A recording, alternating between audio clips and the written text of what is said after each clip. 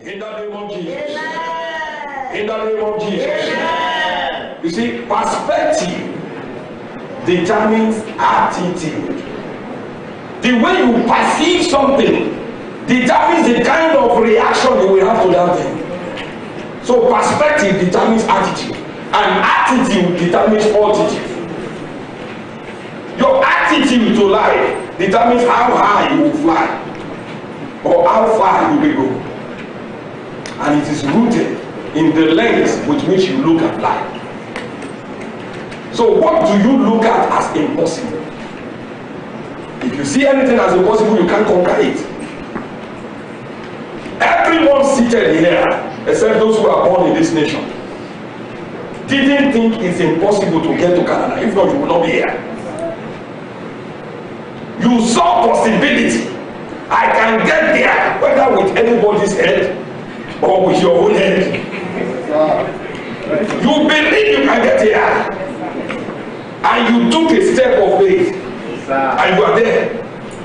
Those who thought it's not possible, they are still back in the village.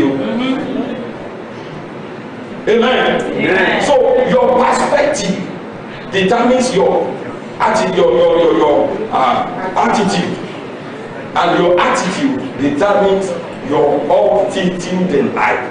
God is not the one that sets boundary. You set the boundaries for your life.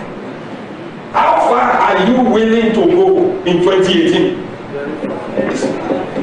It's a question of your choice. Hallelujah. Hallelujah. I will touch every place where God has ordained me to touch in 2018. I will use 2018 fully to the glory of my God. All the blessings that God has apportioned to me in 2018, I will walk in them. I'll leave nothing out there. What about you? Amen. Amen. Let's look at some things this year. Challenges are consistent with life. Everybody is going through something. Challenges, they are universal citizens. They are present in every home. They are present in every life. John 16:33, Jesus said, in this world you will have challenges. So it's a universal issue. And like I always say, the only way to escape that scripture is to go to heaven quick. Amen. Yeah. As long as you are still in this flesh and blood, you still live in this flesh and blood, you will face challenges.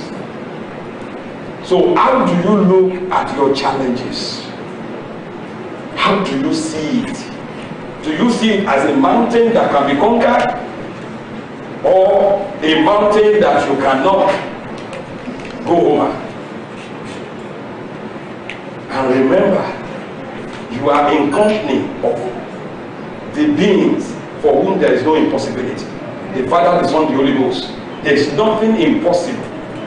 I want to steer you up, because as a church we are going somewhere from this Sunday. And it's going to take resolute faith, uncommon determination for us to accomplish what God has apportioned us to do in this nation. If we don't do it, then we have failed. It takes attitude, positive attitude, to accomplish where we want to go in the next 2 years, starting from this Sunday. And I sought the face of God. How do I steer your people up? How do I make them see the possibilities? How do I make them know that we can do it? That this is not an ambition. This is a divine assignment.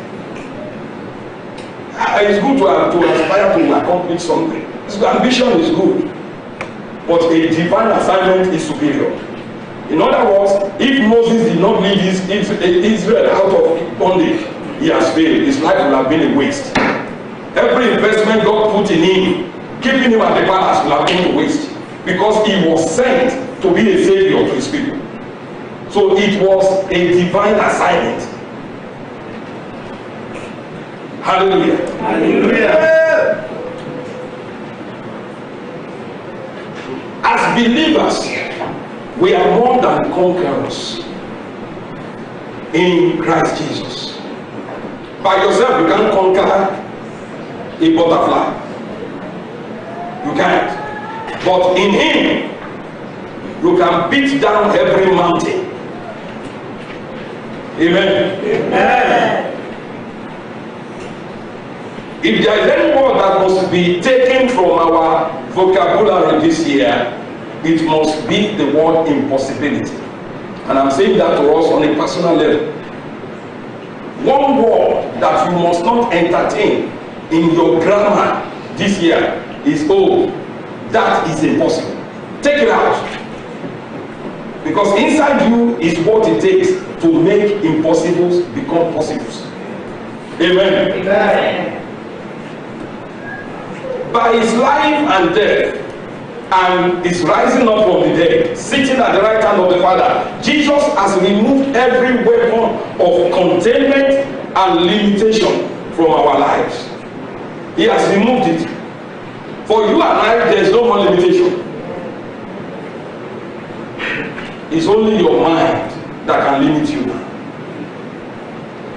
And I'm so glad that I'm not preaching this message in my village. I'm preaching it to people that have taken a step to do what others call impossible. Everyone here, I'm talking of adults that were not born in this nation, they have accomplished something. They have taken a step. They have acted like Esther. If I fail, I fail. I'm going to Canada.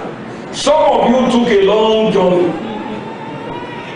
You went through, some of you, I won't remember, Pastor Truth is smiling here. Amen. Some went through Libya. And then they crossed over. And then they went to UK. And then they went to Italy. Amen. And then they went to America. And then they did some things, they crossed over. Amen. But did you get here? Yes. Do you believe you are here or you know you are here? So you have accomplished something that for millions of people is impossible.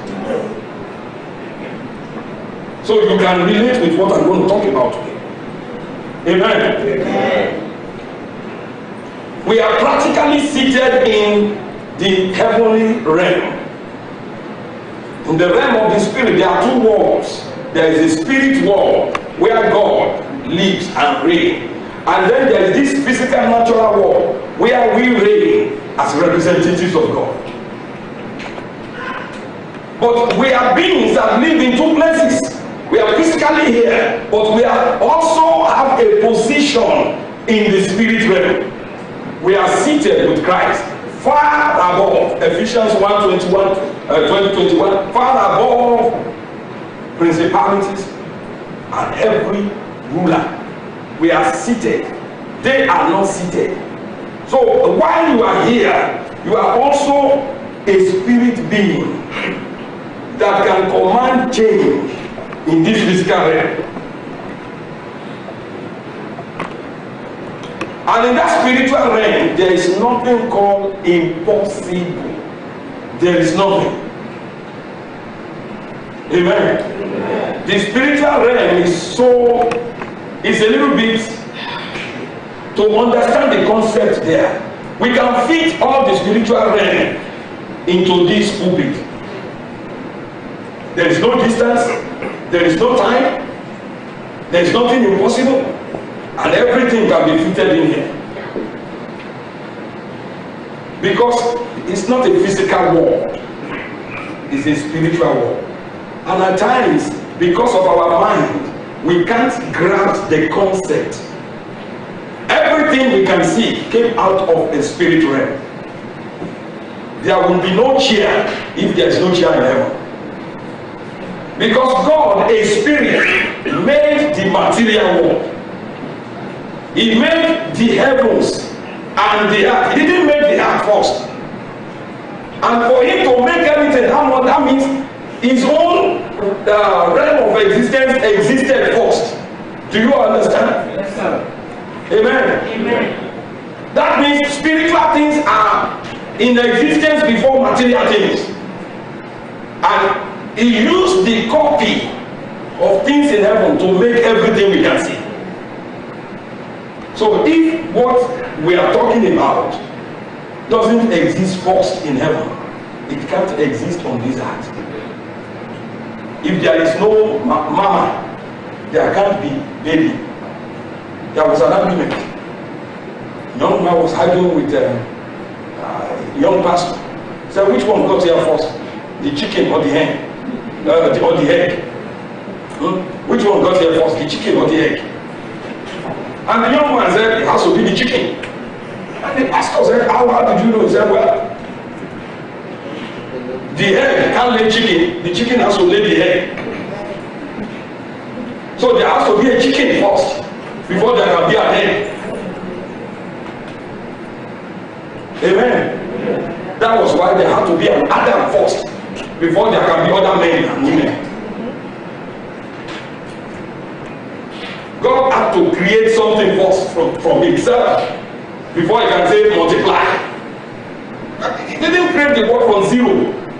No, he used things we can't see. He used spiritual laws. He used the force of faith. It's a spiritual force. In heaven, just like gravity is here, controlling everything now. Now, there are still some people that say they don't believe in gravity because they can't see it.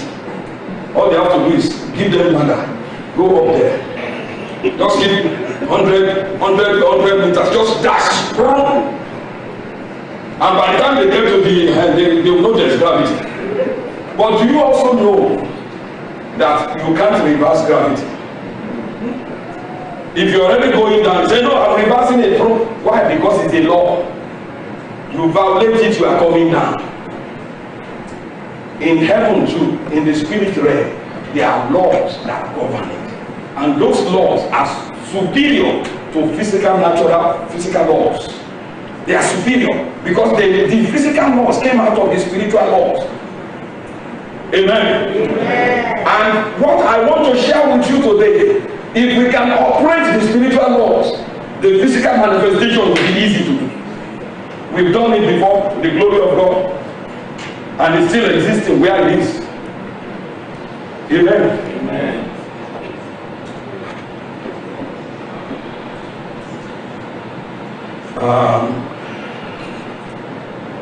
Every challenge in your individual life, I want to say this. I want to make this statement. Every challenge in a believer's life has expiring date. Yes, sir. No problem is supposed to live forever. 1 Peter 5:10. 1 Peter 5:10. May the God of all grace, the God of all grace, who has called us to what? Eternal glory. So what did he call you to? If you don't know the meaning of glory, go find out what he called you to. He called you to eternal. That eternal means undying, unending glory. If you don't know what he called, what glory is, then you can't manifest what he called you to. But he called us to eternal glory by Christ Jesus. After you have suffered indefinitely, what does a while mean? Means a while. Pastor said a while means a while. A while means what? What does that say to you? There is what? There is a time frame. There is a time frame. He said after you have suffered for a specific time frame, he will what? Perfect you. That word perfect is the word complete. He will complete you. He will establish you. He will strengthen you. And then he will set you. Is that from God? So that thing you have been going through, that challenge, is ending now. When we relate with these things, how many of us eat bread or you drink milk? When you go to the store, what do you check first?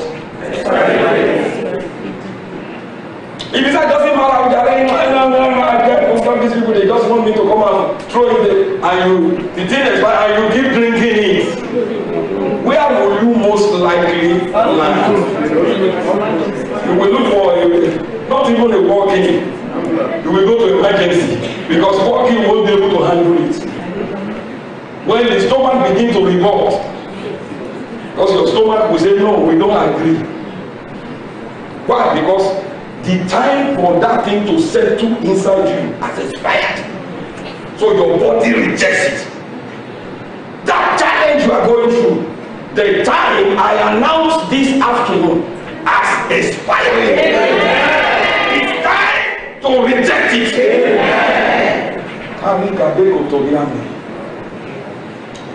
In case you are not convinced, 2 Corinthians 4:17 said, out of the mouth of two witnesses or three, the truth shall be established. For our light affliction, which is what? What does a moment? Does it sound like a wire? A moment. A moment. How long is a moment? Very. So it's not your cross. It's not your destiny. Except to make it permanent yourself. Whatever you are going through that ended 2017 with you is supposed to be for a moment. And a year is long enough to be more than a moment. So there must be no carry over. That problem must leave you today. He said a moment. So anything beyond a while or a moment is an assault on the grace of God. It's an assault. It's an affront on it. He's saying Jesus died for nothing. I want you to be violent in your spirit. That as an individual, this is my hour. This is my year. I am not going through this affliction again. Satan, I refuse to agree because it has expired with 2017. Amen. Amen. Didn't Jesus say whatever you permit on earth, heaven will permit? Whatever you bind or refuse on earth, heaven will agree with you. So who is to agree or disagree? Who is to make the first call? If you like the situation where you are, you may remain there. But this church, we don't like the situation. We will not remain there. Amen. There must be a change. Amen. Hallelujah. Hallelujah. And in the same way, I boldly announce to everyone under the sound of my voice, an end has come to that sickness. Amen. An end has come to that oppression. Amen. I speak as a servant of God. In your life, an end has come to failure. Amen. An end has come to rejection. Amen. Whether for a spouse, whether for babies, or whether for immigration, the end has come. Amen. In the name of Jesus. Amen. Now, look at this scripture very well. And we are going to interpose it on God. Proverbs chapter 3, verse 27 to 28. This is the Spirit of God speaking here to you and I. He said, do not withhold good from those to whom it is due, when it is in the power of your hands to do it. In other words, when you have the ability to do it, don't withhold it. Next verse says, do not say to your neighbor, go and come back, and tomorrow I will give it to you, when you have it with you. So the question is, that thing that you are looking for, Does God have it in his hand? Yes. Do you think God will obey his own word? Yes. That's why I know that the end has come to the challenge. Because if the solution is in the hand of Jesus, he will not tell you, no, I'm not giving you today. He will give you right now. Amen. Right now. Amen. Because he has to obey the scripture. He has put himself under his word. God will not violate his own word. And he said that even we must not do it to our neighbor. And God himself will not do it to any one of us. So today, receive what is yours. Amen. Just reach out by faith and say, I receive my dream, my fiat card. Use your mouth. Now, wait. Now, I don't know whether you understand this spiritual truth of sowing and reaping. When a farmer sows and the fruit or the harvest time has come, who will do the harvesting? The grape just pack themselves into the bag. Who will harvest them? So if the farmer doesn't know how to harvest, will he get anything? Can he blame the ground for not producing? No. Many don't know how to harvest spiritually. So their grains, their blessings are ripe, and they get rotten because they don't know how to harvest. How do I harvest my blessings spiritually? Your mouth is, your tongue is the sickle with which you harvest. The Bible says when the harvest is ripe, he puts in the sickle. That's why they say a closed mouth is a closed destiny. If you shut your mouth, you cannot get any harvest. Your voice is your identity. Nothing can be given to anybody if your voice doesn't register there. So that's why I said, if God said that thing which you do in the name of Jesus, and he will not tell you come tomorrow, he will give it to you today. If somebody, you need $2,000, and somebody said, here is $2,000, and you are sitting there looking at him, can you blame that person for not giving you? What am I supposed to do to get that 2,000? Grab it out of his hand with Michael Jordan speed. Amen. In other words, your mouth must be quick. Now, let me prove it to you by scripture. Because some of you are looking at me. What's this one saying? Hebrews chapter 4 verse 2. Hebrews 4:2. Let's prove it. Use the King James, please. KJV. That's why God gave you one mouth and made it a little bit big like mine. So you can Amen. For unto us was the gospel, the good news, preached as well as unto them. But the word preached did not profit them. Why? Because they didn't mix it with faith. How do you mix things with faith? With your mouth. I say your harvest is here, and you are looking like my harvest is here. I come in now. I take you now. I receive you now. And the angel that is assigned to you is running up and down to bring the fire out. That is how you harvest spiritually. Whatever is too big for your mouth to say, your hand can't touch it. It's a spiritual law. It's a spiritual law. God cannot change darkness to light without his mouth. You cannot change anything without your mouth, because you are made in his image. You are like God. You can only operate on this heart like him. So is there anything in your life you don't desire? Is there anything that you don't desire, that you want to change today? I'm not talking of a change tomorrow. Is there anything you want to change right now? Yes, sir. Then what are we waiting for? Why not changing it now? It's available. God said that thing you need is here. Begin to change it now. I command a change in this situation because God said it's available. I receive it now. I believe I got this. My health is blossoming. That high blood pressure is a foregone conclusion. My blood pressure is normal.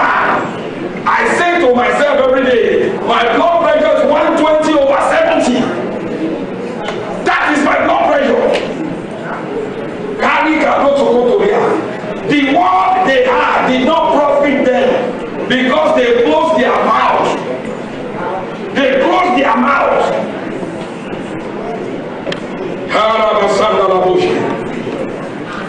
Thank you, eternal Father. In Jesus' mighty name we have received. Amen. Let me give us the foundation scripture for as long as I'm minister this month on this topic. Jeremiah chapter 32. We start with verse 27 and then we go to verse 17. Behold, I am the Lord, I am the Lord. I am Yahweh. I am Jehovah. The God of all, another translation said all people, all mankind. I am the maker of all mankind. Is there anything too hard for me to do? Verse 17. Jeremiah provided the answer for us. And he said, Lord God, Lord God, behold, you have made the heavens. That means there is more than one heaven. It's plural. You have made the heavens and the earth by your great power and outstretched hand. There is what? My PR card issue is too difficult for God to do. I'm 39 years old. No man has ever invited me out. So I don't think, maybe it's my cross to be single. Is there anything too hard for you? Do you know you can be married in a week? When the man will come and say, now, I need to meet your pastor. Pastor, can we go to registry now? Everything is ready. There is nothing too hard. Amen. Amen. Now, I want this scripture to sink in. Because if you doubt this scripture, we can't get to where we need to get to. If there is something in your conception that you think or believe God cannot handle, then we can't go beyond where we are. You can't go beyond where you are. But if you dare to believe that no matter how high, no matter how big it looks, my God is bigger than it and he can handle it, then you can get there.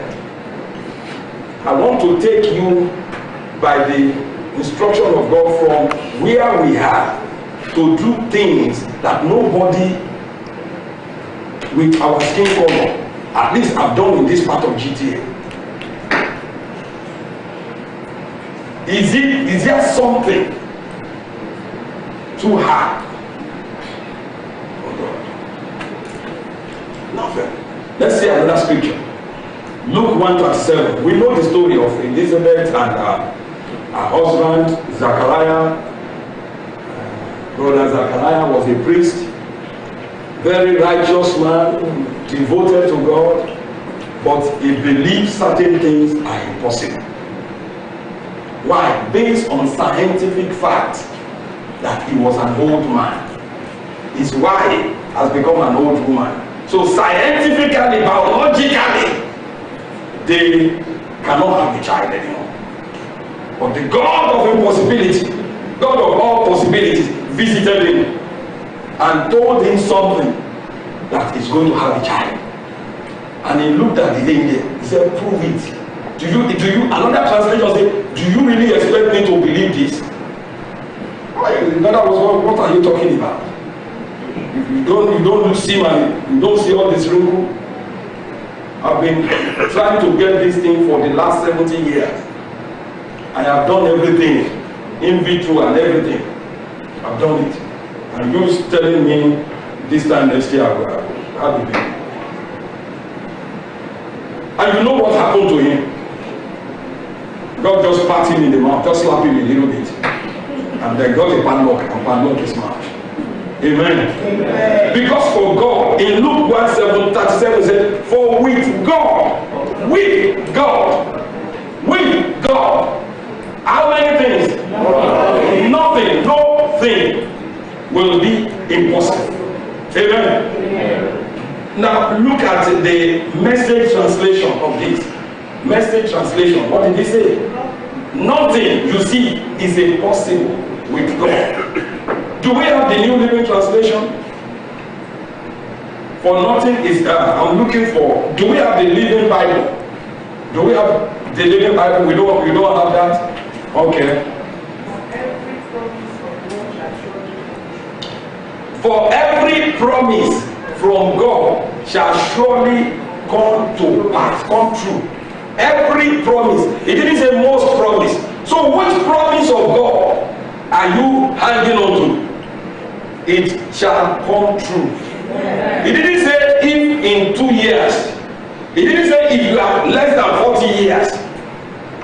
Even if you are 115 years, that promise can still come true. It's never late in God's agenda. Amen. Amen. Hallelujah. Hallelujah. Let's see the third scripture, and then I will share where we are going, because I know some of you are wondering, where is this going to lead to?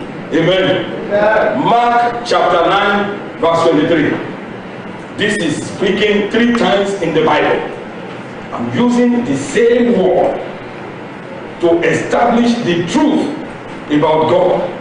You know the story. This boy that was full of problems, and Jesus' disciples couldn't cast out the demons there. And the father came to Jesus to beg him, and he said to Jesus, if you can do anything, please help us. We have tried everything and nothing is working. Does that sound like what you have said before? Amen. Even as far as early as 2017, some of us have said that. I have done everything and nothing is working. That's what the father said. But now, see what Jesus said. Jesus said, no, let's read the New King James first. Then we will use this to explain. He said, Jesus said to him, if you can believe. No, let's start with Amplified. Amplified. Because this is not exactly what Jesus said. Now, this is exactly what Jesus said to him. You said to me. They were having a conversation, and Jesus looked at the man. The man said, please, sir, if you can do anything, please help us. Because we have tried everything and nothing is working. And Jesus said, you said to me, if I can do anything, why? Don't you know all things are possible to him who believes? Because the man said he has done everything, is not working, and Jesus is telling him, you have not done everything. All things are possible to him who believes. So the question is, do you believe that nothing is impossible to you? Did you get the message of Jesus? The man believed that there is nobody that can take care of his child, that can heal his child. And Jesus saying, as long as you believe nobody can do it, it can be done. But if you believe it can be done, then it can be done. You yourself can do it. In another way, you are the problem to your son. Because you can't believe. You can say, I brought him to your disciples and they couldn't. They couldn't. That word has got many stopped in their situation. Oh, do you know how many pastors have prayed for me? Do you know how many prayer lines I've joined online for the past 5 years? Do you know how many people have laid hands and laid legs and not heard with me? I don't think God wants me in Canada to get PR card. Who told you that? You are the one telling yourself God didn't send you in there. Because for God there is nothing impossibility. He said all the promises of your God are yours. Yes! There is no with God. So where are you getting your own scripture from? If he doesn't want you in Canada, he won't let you come here. Don't you watch the border security? How many people they turn back every day? But you manage to, because God opened the door. That means there is a PR card with your name on it. Let's remove this impossibility mentality. Until we do away with it, we can't go to that place. And there is a place where we are supposed to be. Amen. Now, we don't have the Living Bible. Now, let's see the Message translation of this. He said, if I can do anything, I'm just paraphrasing. There are no ifs among believers. There are no ifs. Anything can happen.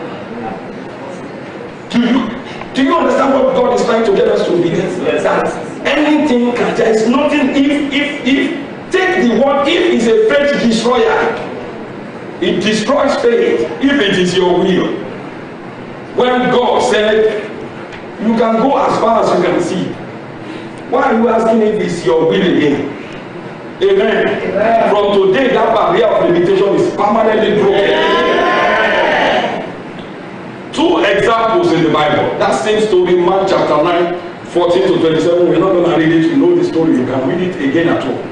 To this young boy, it sure looked as if there was no way out of this degrading and embarrassing health problem. Tried to kill himself, throw himself in the fire, throw himself. He grew up with the problem. So to him, it's like he can't change. This is my life. I'm an embarrassment to the family. Somebody has to watch me 24/7. So that I don't kill myself. To the father, the situation looked impossible. His family has become the community news. The news in their neighborhood, center and other. What's happening at your neighbor's house? Is the son running into the pool again? Or this time around is Gamale 20 is trying to drink? Every news center around them. And they are not palatable news. The man has become frustrated and stressed out, looking for solution. Probably he has become broke because there has been no free healing. He has had to pay. He has had to get out of his business many times. Maybe the business has even collapsed because he was looking for help for his son. To the disciples, there was confusion as to why the situation practically seemed beyond their control. Jesus gave them authority, the previous chapter. They went out to use it, it worked. And here is this little boy. And everything they have done, all the gyration, all the shalaba, they've done everything. And it looks as if Jesus didn't tell them about this one. And you know that a lot of religion has been made out of this. Can I quickly destroy one? Religion told us that Jesus said, this kind will not go except by prayer and fasting. That is not what Jesus said. He was not saying that there are demons that will resist his name unless you go and fast, they won't obey you. It's not in the Bible. There's no other scripture to support it. That's not what he said. Because they asked him, why could we not cast out the demon? They went to him, they asked him, and he told them the reason. He said, because of your unbelief. So he said, this kind of unbelief you have cannot be dealt with unless you pray and fast before the problem lands. Here comes the test of life. Is that when they are going to declare fasting? Where was Jesus coming from? When did he go to the mountain? When did he come back? What did you think he was doing on the mountain? All night he was on the mountain. And when he landed, the test of life was given to him. And he didn't call the father. He didn't call the mother. He said, get out of him and don't enter him no more. He dealt with the situation. He was not saying a demon. May I let you know, there is no demon that can withstand and refuse to honor the name of Jesus. If a demon, didn't the Bible say he stripped them all? If he stripped them all, they are all under his control. So for a demon to say, I know you said the name of Jesus, but I'm a principal demon, I'm not going out. That's not scriptural. Every demon, the Bible said, at the name of Jesus. Did he say most things? It's because of the people using the name, they don't believe in the name.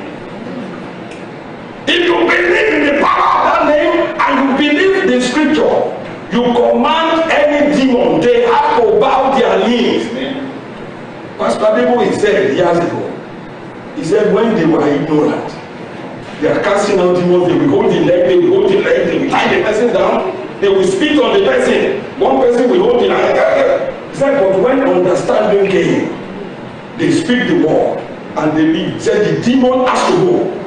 Whether they like it or not, the word must be obeyed. You speak the word and you leave. They must obey it. He said every knee, including Satan himself. So stop misapplying scripture. People take the scripture out of context. Jesus told them the reason. He said because of your unbelief. He didn't say because you didn't fast and pray. Amen. Hallelujah. No demons has resisted me. And I don't go and fast and pray before I come and command. I believe in that name.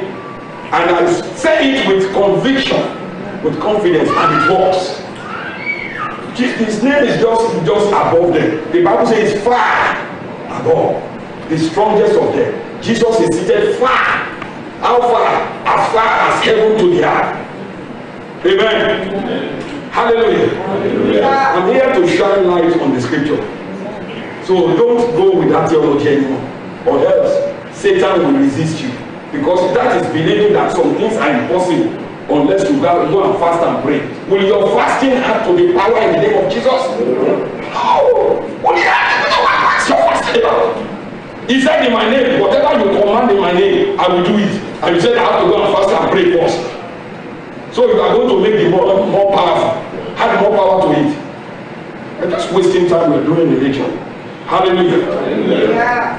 For the law, for the disciples, there was confusion as to why they couldn't change the situation. They faced the shame of failure because it was done in the public. And they were commanding, and the demon was saying, I'm not going anywhere. Amen. Amen. But for Jesus, nothing was impossible.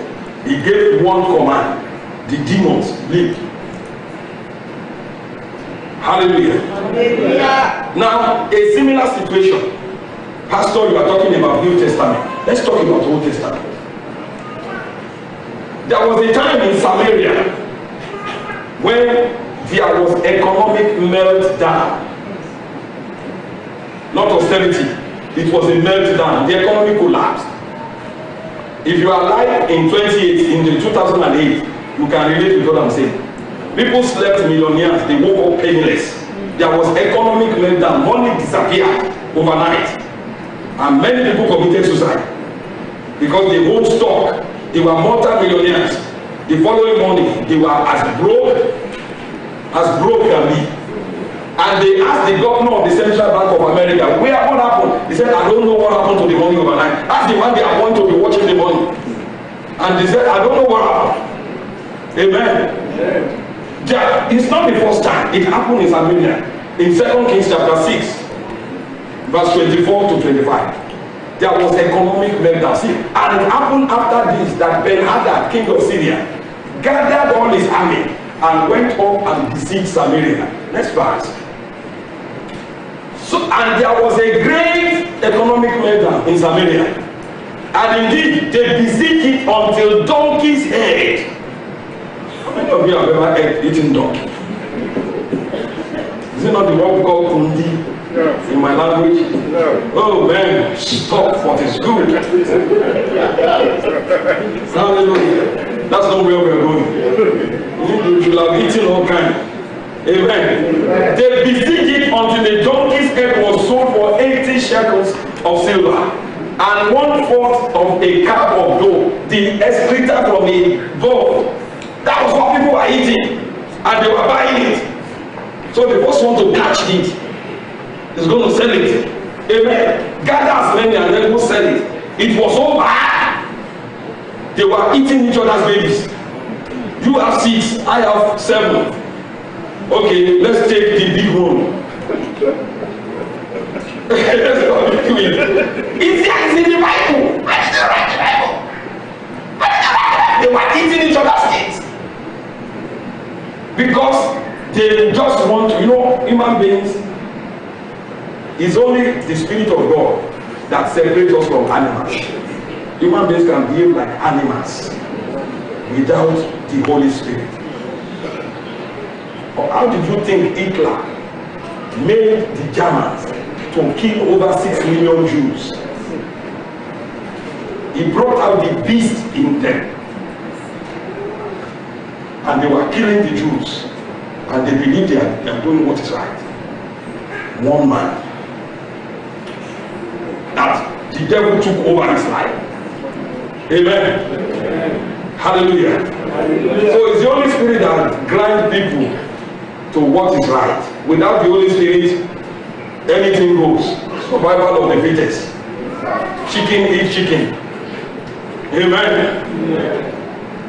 Now, they were doing all this, but let's go to chapter 7. We can't read the 20 verses, but I just want to focus on the few verses there. Because I have come as a prophet of God to this house today to declare these things. Then Elisha, the prophet, said, hear the word of the Lord. Thus says the Lord, tomorrow, about this time, a seah of fine flour, not the one that there is sand in it, fine one, shall be sold for what? A shekel. Okay, and 2 seahs of barley that they used to make bread shall be sold for what? For a shekel at the gate of Samaria. And somebody that believed in some things being impossible spoke against him. In other words, spoke against God, challenged God, the God of possibilities. He said, so an officer, highly placed officer, on whose hand the king lay. In other words, this is a chief advisor, economic advisor to the king. This is a professor. This is an expert. Maybe it's your lawyer, maybe it's your doctor, maybe it's your immigration expert. He said, look, if the law, I'm saying there's no God, but if there is a God, but if God will even make windows in heaven, and indeed there are windows in heaven, because God said when he was going to flood the earth during the time of Noah, the Bible said God opened the windows of heaven. So there are windows. But he said even if God will make windows in heaven, could this thing be? In other words, even if God is going to do it, it will take years. You are saying 24 hours. You don't know what you are talking about. You don't know how bad the situation is. See, yesterday, some people came here. One surrender his child. They barbecue it, they ate the baby for 1 week. The other one won't do it. And you are saying 24 hours. You don't know what you are talking about. And the man of God said, because this was God speaking. What I'm going to say to us as a church today, if anybody said it can't happen, may you never carry this problem. I pray nobody will doubt God that sent me to declare it. He said, in fact, or definitely you will see it with your eyes, but you shall not eat of it. And that's what he said. And in verse, let's go to verse 19 and 20. Now, maybe next week we will look at the method God used, and you will discover God is not a Methodist. He can use anything. Amen. Then that officer had answered the man of God. That answered the man of God. Now look, if the Lord will make windows in heaven, will such a thing be? And he said, in fact, you shall see it and with your eyes, and but shall not eat of it. Let's see what verse 20 says. No, go back to verse 18. The king told him to do something. So it happened just as the man of God had spoken to the king, saying, 2 seahs of barley. What, in other words, what God said to Elisha came to pass. And the king appointed that man to be the supervisor of the blessing. But in the process of carrying out his assignment, the people trampled him under. So verse 20 said, so it happened to him, verse 20. And so it happened to him, for the people trampled him in the gate, and he died. He saw what God did 24 hours later, but he did not partake of it. Because God is the God of possibilities. Amen. Amen. So what are you supposed to do this year as somebody that believes God? I must believe that all things are possible. You must believe. You can check the scriptures at home. Number 2, you must locate God's word concerning the situation and let the word of God be the final authority. Not what your lawyer says, not what your doctor says, not what your mommy or your daddy says, not what your prayer line pastor says. Kenneth Hagin was dying. He saw in the Bible that whatever you declare, Mark 11:23, you can have what you say. He said, there is nobody to explain this to me. So he said, Mama, help me call the pastor. The pastor should know. The pastor came there. He told the pastor what he found in the Bible. The pastor said, oh son, it will soon be over now. Just prepare. You will soon go. Just rest. And he prayed the prayer, last prayer over him to die. And he said when the pastor left, the light of God went out. Thank God for the Holy Ghost. The Holy Ghost brought the scripture back that I said you can have whatever you say. And it's by himself, nobody to no pastor. There are many unbelieving pastors that will tell you that situation, maybe it's too difficult. Go and arrange a marriage. Can you get somebody to marry you? You know they do it because you have tried this, it didn't work. I'm not one of those pastors. I would rather wait for the next 10 years so that God can be glorified. He knows how to do it. In this situation, he used lepers to announce abundance. Who would have thought? So God has a million and one way. Amen. Let God's word be the final authority. Number 3, act on Micah chapter 6 and verse 1. And Job chapter 22 verse, what is Micah chapter 6 and verse 1? He said, hear ye now what the Lord has said. Arise, contend before the mountains. What does contend mean? The word contend. In other words, another translation says declare. You can bring it back. He said, fight against the mountain. Before the mountain. And let what? Hills represent hindrances and man-made or perceived limitations. God said, let them hear your voice. In other words, declare where you are going. I'm going through you. And I want you to know that you will not survive this week. Now, my mentor in Nigeria said, and Deacon Wale was confirming it to me yesterday, said they kidnapped one of their pastors in the east. You know, kidnapping. So they sent message for ransom. So he sent the message back. He said, tell them to release him within 24 hours or they are dead. Before 24 hours, they release the pastor. We made mistake. You will make the devil so much. See some people, they will become never, let's see how we gather money. The man said, if they want to see tomorrow, let them to release him or they are dead. Can't they release him, man? Sorry, we don't want to die, sir. We didn't know it's what you are negotiating. Stop negotiating with the devil. He will stab you in the back. Because if he takes you good money, he's lying. How can you shake hands with the devil and say, we made a deal? You turn your back, he's going to change it 20 times. So why make a deal with him? Amen. Said, let the problem hear your voice. Everybody has heard your voice except the problem. Many of us don't talk to our problem. This morning I was telling you, when was the last time you pointed to your bills and said, bill, be paid in Jesus' name. And let's see whether that bill will not bring money to pay itself. How do you think we'll be paying the church rent every month? I speak to the church rent every month. It may not come on the first of the month, but the money comes every month to pay it for the past 7 years. Amen. Stop agreeing with the devil. Make a PR card for yourself and speak to it. At least one of us caught onto that and did it. And today he has the real PR card.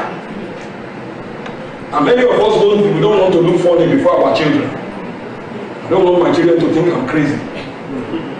I better act crazily, and then they see results. They know their daddy knows what he's talking about, than to think you are saying and you are not getting what they need. Hallelujah.